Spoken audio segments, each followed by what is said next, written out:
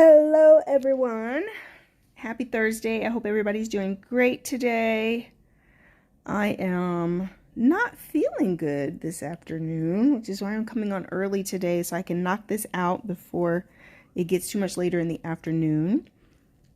Not feeling the best today. Got a headache this afternoon, so I'm kind of sitting here chilling, trying to let my head feel better. And today's topic is gratitude. Gratitude, as it connects and relates to what you don't honor or appreciate in life, you're going to lose it. Whatever you do not honor, whatever you do not appreciate in your life, you're going to lose it. And this is just a basic principle in life. Whatever you do not honor, whatever you do not appreciate, you will lose it. And I've seen this across the board, right? It's like when you don't appreciate and honor your health or your body, when you don't honor or appreciate your mental health, when you don't honor or appreciate your spiritual well-being, when you do not honor or appreciate your loved ones and the people who are good to you, when you do not honor and appreciate where you've come from and how far you've come, right? It's so easy as part of our human nature to become complacent, to become comfortable, to become entitled, right? To the point that you can sometimes forget where you've come from. You could sometimes forget how bad it used to be. You can sometimes forget, right, where God's brought you from compared to where you used to be, right? I don't care if right now you're not where you want to be, you're not where you're going to be, but I know one thing's for sure, you're not where you used to be. And if you've got your health, if you've got your right mind, if you have the function of your limbs, if you have breath in your lungs, if you have your eyes to see, right? If you woke up this morning, right? If you woke up this morning, you've got something to be grateful for. And gratitude is a very powerful, powerful tool. Gratitude ushers in abundance into your life. Abundance. Gratitude. If you can learn to be grateful in every moment of where you are at in this thing called life, this journey called life, if you can learn to appreciate the here and now, it makes space and room for more. Gratitude ushers in abundance. Because if you will learn to program your mind to see the good in every situation, to see the God in every situation, the things that we love to call bad, the things that we love to judge as bad or not good, are the very situations that God is using to discover and show you and reveal what needs to change, what you need to work on. Insight and understanding come out of your valleys, not your mountaintops, not your highs. The lessons are in the valley, right? The lessons are in the valley. The lesson is in the going through. The lesson is in the tears, the struggle. And if you can learn to program your mind to appreciate what you've got, because it really is human nature to literally look at every situation and see what you don't have. That is truly the preset of human nature. Always wanting more. Do you understand that if right now today you got everything you wanted, I'm talking about the love of your life, the money of your life, the dreams of your life, the car of your life, the house of your life, right? If you got the body of your life, this is what I've learned. If you get everything you want right now, do you know that within a few short weeks, months of time of having that new thing, that you have prayed for. Oh, you worked for, you manifested that thing. You wanted it so bad. And within a few weeks or a couple months, it becomes your new normal and it's not good enough anymore. Who am I talking to? I know this is I've recognized this in myself. You get exactly what it is you wanted so bad. You're turning around now looking at it like, oh, I wish it had more of this. I wish it was like that. Oh, I lost this weight, but it's still not enough. I got this cellulite. Oh, I got this new house, but I wish it had a different closet. But you couldn't believe when you got the house. You couldn't believe when you got the car. You couldn't believe when you met the love of your life. But then all of a sudden we start nitpicking and picking it apart. What you have to understand is that love is a choice. Abundance is a choice. Kindness is a choice. Joy is a choice. If you choose to only see bad around you, if you choose to only see the flaws and the imperfections and everything that's not going right, then guess what? That becomes amplified in your mind and in your life. All you'll see, if you look at your partner and all you see is the negative, and all you see is what they did wrong, and all you see is how they hurt you, and all you see is their mistakes, and all you see is all the imperfections, then that is going to amplify in your mind and in your life and take over your spirit to where you don't even see the good. But if you choose to focus on the good, and if you choose to only see the good becomes amplified, the good becomes magnified, the good starts to run over to where the negative barely seems like it's even a big deal. Because you're choosing what to see. This is a key component of forgiveness. Forgiveness. First of all, forgiveness is a process. And you have to be willing to go through the grieving of letting go in order to forgive. Much about forgiveness is about letting go the idea of how you wanted it to be and accepting the truth of the past, accepting the truth of what happened and making peace with it. And then moving forward. Forgiveness is about choosing to see the good. If someone shows you changed behavior and remorse, and they are determined that they would never do that to you again, forgiveness is held inside of you saying, I'm going to trust you to try this again. And guess what? I'm going to choose to put those things behind us and move forward. And I'm going to choose to see all the good in you because it far outweighs the bad. That's love. Love is not fair weather friends. Love is not you're only good.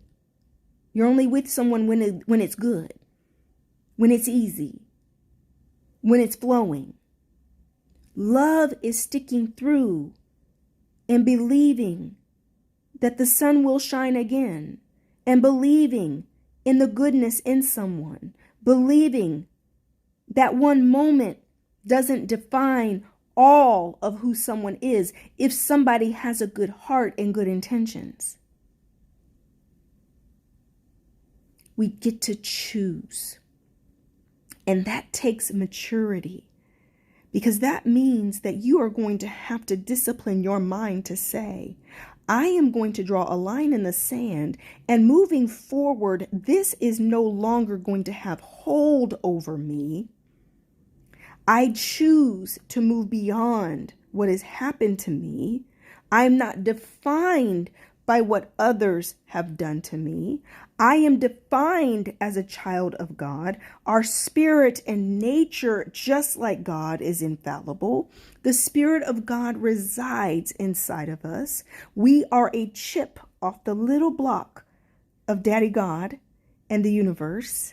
And nothing can ever touch the nature of the spirit inside of you. You are simply having experiences. You are a spiritual being having a human experience. It's just an experience. It's not who you are. And if you can begin to separate what you've experienced from who you are, you're going to be able to forgive yourself and forgive others as you walk forward into abundance. Because half of what's holding people back is the belief that they don't deserve or they're not worthy of the good things that they truly desire, because they believe that they have somehow been disqualified by all the choices or the things they've been through, because you subconsciously have faulty reasoning and logic that says you can't have gone through these things and still be qualified or worthy of God's best and goodness and abundance in life. Because what you've psychologically said to yourself is that other people who are living well, doing well, and have all the things that you truly desire, tangible and intangible, are literally, they've not been through what you've been through. They've not been in your shoes. They've not been molested. They've not been traumatized. They've not been abused. They've not gone through lack. They weren't born into poverty. I could go on and on. But that's not true. That's not true. You are not disqualified from abundance by anything you've been through, you've experienced, or any choice you have ever made. That's not the nature of God. Rebecca, how do you keep strong when you've been so down, hurt by friends and family and relationships, but doing the work to love myself, forgive, and start again? A few years single. Sarah, that's a whole series, a whole course, a whole life course on how do you get back up. It goes back to toughening up. First of all, starting to make different choices and putting boundaries in place and understanding that a lot of what has hurt us, guys, we allowed. There are some things that have been out of your control, especially in your childhood. But there's so much in your adult life that you have allowed and tolerated. And it starts by making up your mind that you want a different experience and that you're no longer going to tolerate certain types of people or behavior in your life, even if that means you are freaking alone for a while, until God brings you some good people that know how to treat you and adhere to your boundaries and standards. You don't mind being by yourself because you understand that being by yourself is better than being around toxic, using, abusive people. And that it is up to you to set those standards for your life. It is up to you to say, I want more, I deserve better, I want better, and I will have better. And when you begin to make up your mind to talk to yourself, believe in yourself from that perspective, your whole life will begin to change. Your whole life will begin to change. But it's picking yourself up and no longer willing to be passive, willing to be a doormat for anybody. I don't care who it is. I don't care about no titles. I don't care about no money. There is nobody walking this earth that is better or more deserving than you. We are all in this thing together. We are all a work in progress. God does not favor. You are just as equal, as wonderful, amazing, and awesome as anybody else that you see or come across on this earth. And when you get that deep down in your spirit, deep down in your soul, where you say, I know who I am and what I deserve, and you make up your mind, you are no longer going to be back of the bus, your whole life begins to elevate. Because God, do you ever know, guys, let me tell you something. God judges the heart. So some of you are royalty. Royalty. Why? Because your heart and your intentions are so pure. God judges the heart. Wait a minute. So you mean, because with God, you guys, everything that's up is down and everything that's left is right. Everything you pretty much have been programmed by this world is completely upside down. Anything you think you know right now, it's just about the very opposite of how things really are. And at the end of the day, the people with the biggest hearts, purest hearts, are royalty in God's eyes. But you will look at yourself as the lowest and the least deserving. So the minute you step up and you say, I am God's best, I am deserving, I am a wonderful, incredible person, and I am a blessing. I am a blessing. I am a blessing. That is an affirmation for you. I am a blessing, a whole grown blessing.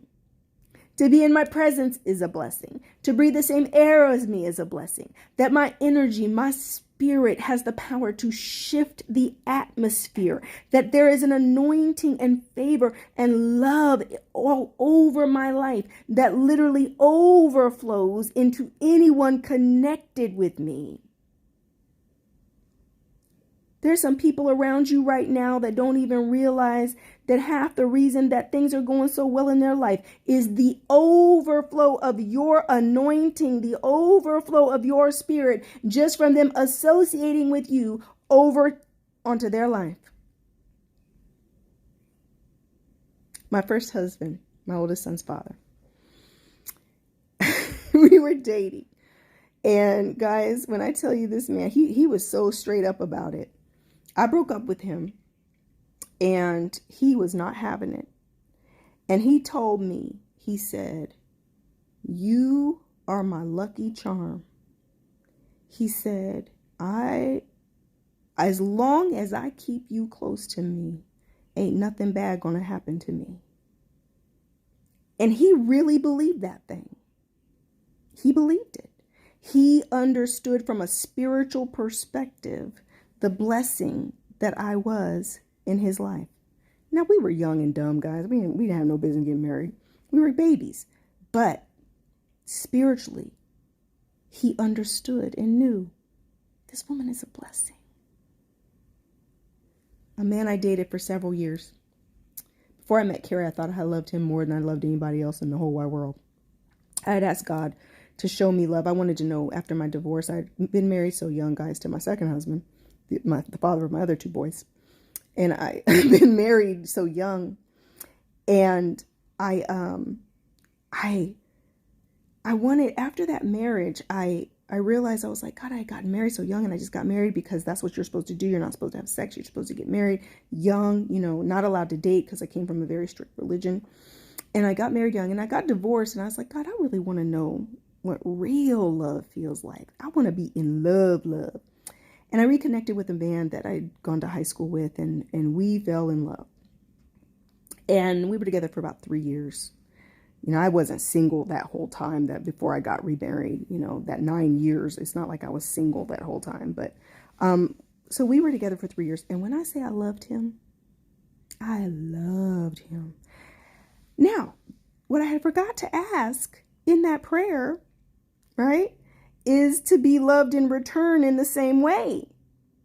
Because I finally experienced what it felt like to really, truly love somebody so deeply, but he was not ready for that love. He wasn't ready. And he later told me after we broke up that he really regretted losing me. He recognized that the way I loved him was so special, and he had never been loved like that before, and that he wasn't ready for that. And of course, I came out of that relationship exhausted, just loving and loving and loving on someone. But sometimes people are hurting, guys. They're not ready for the love that you're giving. They're not ready to receive. Let me tell you something. Sometimes people don't love themselves. If someone doesn't love themselves, it's very difficult for them to receive a whole, loving, healed love that just loves them beyond their faults and loves them the way God loves them. People ain't ready for that. One of the things that protected me, I wrote this in my book recently, is that I haven't ever really known huge, bad heartbreak, because I've always had this knack for not loving someone beyond where they love me. So when I learned this in dating, that when I was getting to know someone and they like me and I like them, and then they're loving me and I'm loving them, but I always had this feeling or an innate knowledge to understand the depth of someone's love for me, and my love kind of would match that. Because one of the things I realized after I met Carrie that I was waiting on is I had to be with someone who could have the capacity to love on my level. That's kind of deep, right? That in other words, previous relationships would only go so far. Even though I'd been married, even though I'd been in long-term relationships, guys, I thought I had loved. I thought that it was deep. It's only when I met Carrie and finally a kindred soul, a kindred spirit, that literally he loved the way I loved. And now it was a safe space to pour all your love on someone, and they're pouring all their love on you. Right? And now you're finally seeing the depths of how greatly you could really love somebody, because now you're in a safe, mutual, reciprocated situation to be able to do that. And prior to meeting Carrie, I hadn't found that. So there was only a limit. So even in the relationship for 3 years where I knew I loved him, guys, I loved him so much, but he couldn't receive it, then it puts a cap on the love. That's right. It puts a cap. There's a capacity. And it put a cap on my love. There's only so far I could go because it's not being reciprocated. And so I had to pull back and be like, wait a minute. I'm not getting what I need out of this. I'm sitting here loving you so hard, but I'm not getting what I need out of this, right? And I think that's one of the major mistakes that we make in our single seasons, is that we will find someone we love. But you know what, guys? It's almost more important who loves you. Forget about just who you love. That's not getting you anywhere. Who loves you? Who's showing up for you? Who's ready to pour into you? Who looks at you as a blessing? Who looks at you and says, oh my God, you're my lucky charm. You're amazing. I can't lose you. You're too precious. You're too special. And what you see in Carrie and I is mutual reciprocated love, where you finally are saying, oh my God, I'm so grateful. Finally, someone who gets it. Someone who appreciates my love the same way I appreciate you. Right? That's love. That's love. If you are doing all of the heavy lifting in your friendships, in your relationships, that's not the way it's supposed to be. Hi, Madeline. That's not getting it done. You can't be 70%, 80% and trying to make up for somebody who's only 20% in. That's not going to work. That's a recipe for disaster. So, guys, I told you I have a headache. I came on to do my video early. Gratitude. Love. Right? Gratitude. The type of love that I talk about, guys, requires a lot of maturity. A lot of maturity. So your part in this is for you to do your work. Because you can't require of others what you can't give. You can't require of others that you are unwilling or unable to give. And so many people are out here wanting love, wanting love. I want love. I want love. But in the meantime, you've got these open wounds that are bleeding.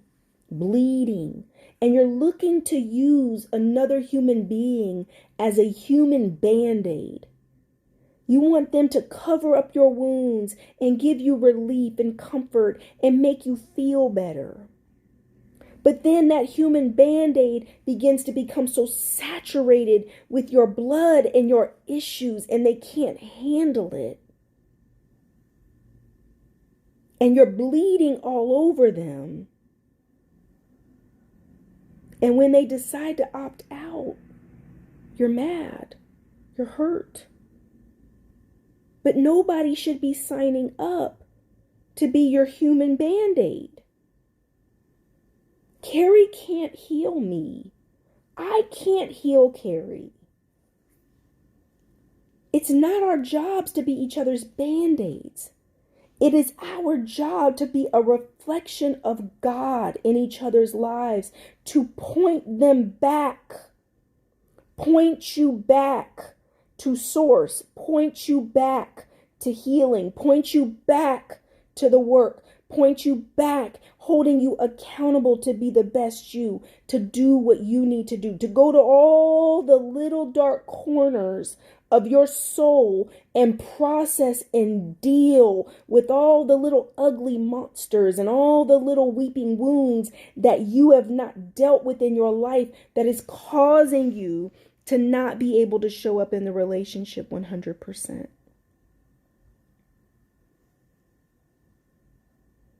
You've got to tackle your demons. You've got to tackle your monsters. You've got to tackle your pain. And if you can do that, you are, by law of attraction and by law of cause and effect, you are sowing into soil that is going to reciprocate back to you, bring back to you a reflection of that in your relationships and in your partner.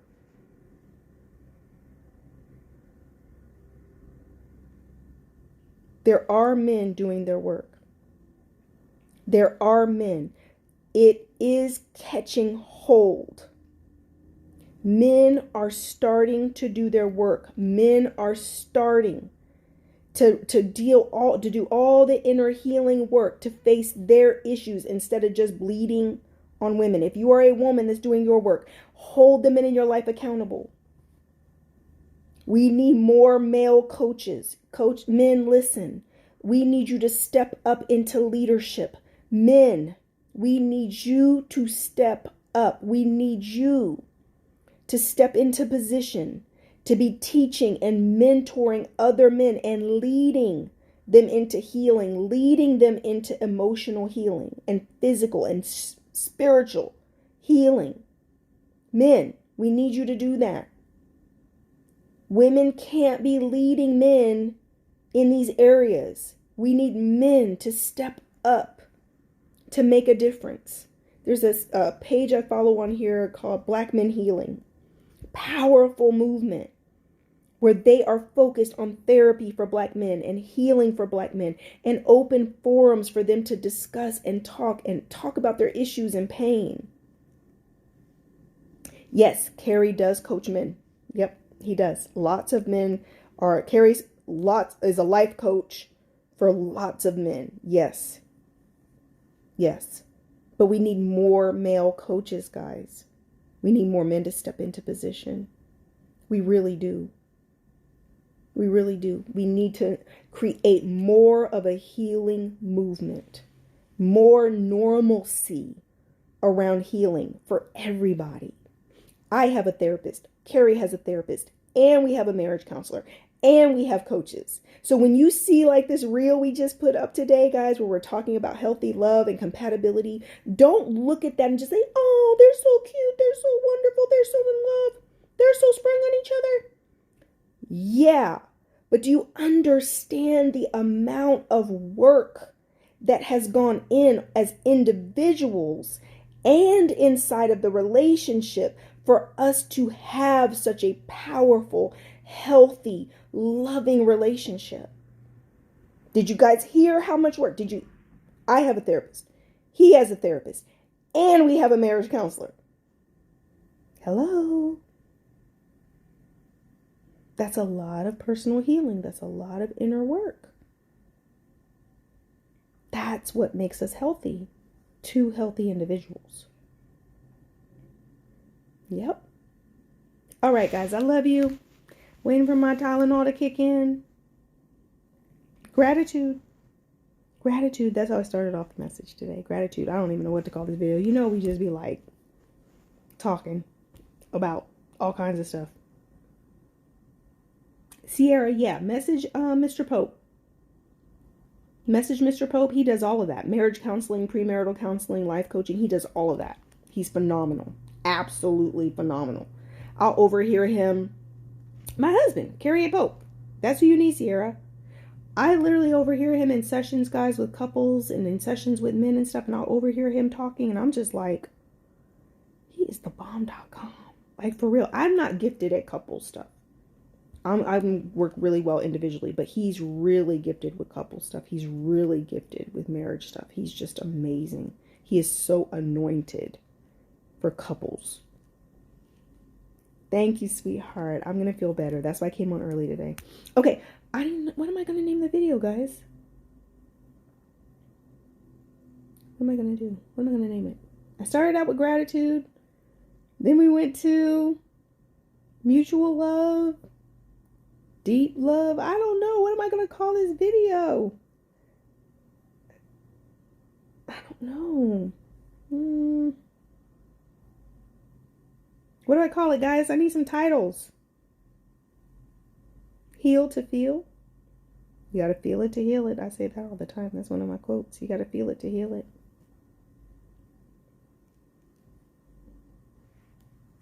I'll think of a title. Real love. Gratitude. You lose what you don't honor. There's Carrie's link, Sierra.